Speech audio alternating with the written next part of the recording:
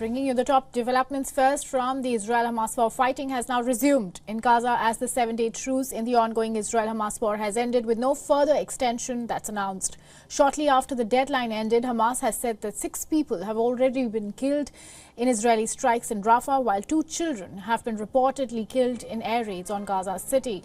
Now, Israeli Defense Forces said that it intercepted a rocket launch from Gaza, and in a statement, Netanyahu office accused that Hamas did not release all women hostages and breached the brief ceasefire by firing rocket.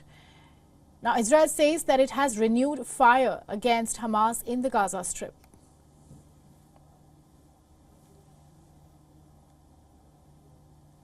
Now, in the 7 days that the truce lasted, 80 Israelis were released, primarily women and children, and some of whom are dual citizens. Another 24 foreign nationals were also released, and 240 Palestinians had been freed from Israeli prisons, mainly women and minors.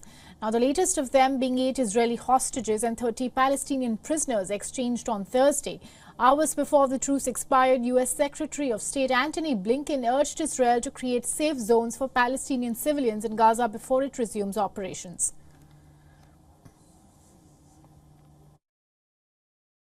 In my meetings today with the Prime Minister and senior Israeli officials, I made clear that before Israel resumes major military operations, it must put in place humanitarian civilian protection plans that minimize further casualties of innocent Palestinians.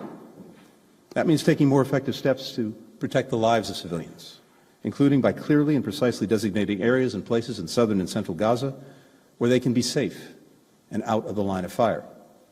It means avoiding further significant displacement of civilians inside of Gaza. And we earlier spoke to Alan Bernstein for more on this, who is also a visiting assistant professor, Israel Institute fellow at Department of Political Science. Take a look at what he had to say.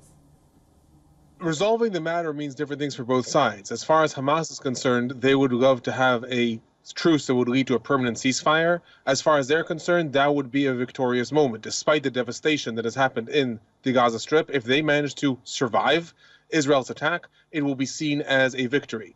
In turn, for Israel, a ceasefire, any ceasefire that's beyond a truce to restore, to regain hostages, is seen as a failure. So for both sides, there's different interests in the truce. Israel's only interest really was in regaining as many hostages as it could. The minute Hamas started to indicate that it was not going to return as many hostages as Israel expected, it started already, as you said, 2 days ago, when the lists were not matching what Israel expected. And then half an hour before the truce expired, all of a sudden, they then did manage to meet the criteria. And then today, they did not hand over another list of 10 names. As far as Israel is concerned, there's no gain in continuing the truce, because victory for them, or resolving the matter for them, is pushing forward towards Hamas's destruction.